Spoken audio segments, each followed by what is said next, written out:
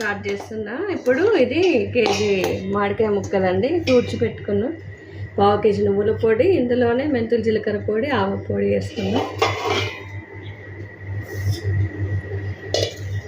పావు కేజీకి పావు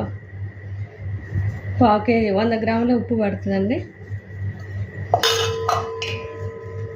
తర్వాత మనం పోపు వేసుకున్న ఆయిల్ ఇందులో వేసేసుకొని కలుపుకోవాలి.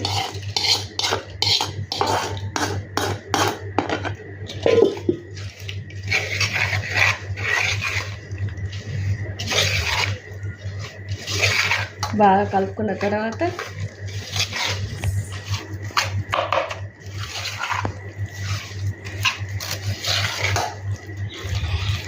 మనకు మిక్సీకి గ్రేవీకి సరిపడా మామిడికాయలు వేసుకొని కలుపుకోవడమే అంతే.